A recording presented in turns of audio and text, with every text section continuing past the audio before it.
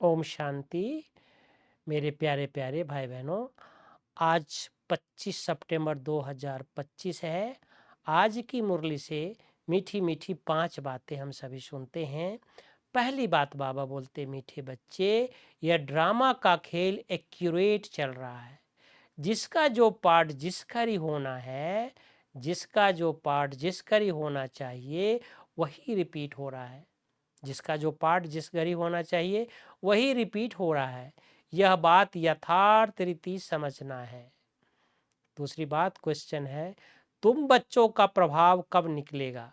अभी तक किस शक्ति की कमी है? उत्तर है, जब योग में मजबूत होंगे तब प्रभाव निकलेगा। अभी वह जौहर नहीं है। याद से ही शक्ति मिलती है। ज्ञान तलवार में याद का जौहर चाहिए जो अभी तक कम है।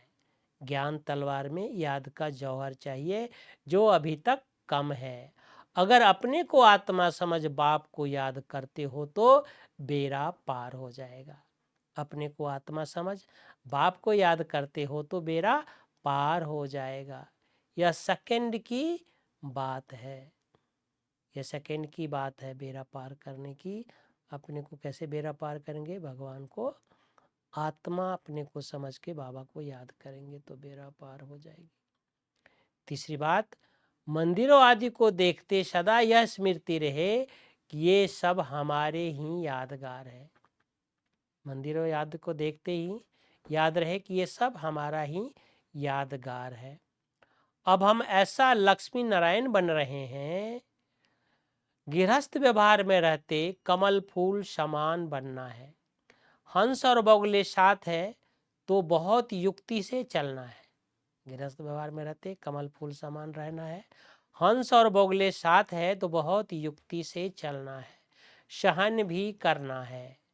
चौथी बात वरदान है, एकता और संतुष्टता के सर्टिफिकेट द्वारा सेवाओं में सदा सफलता भव।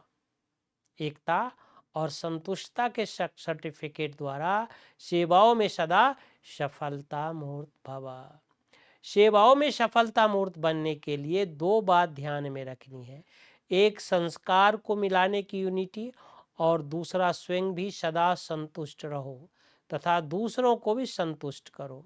सदा एक दो में स्नेह की भावना से, श्रेष्ठता की भावना से संपर्क में आओ तो यह दोनों सर्टिफिकेट मिल जाएगा।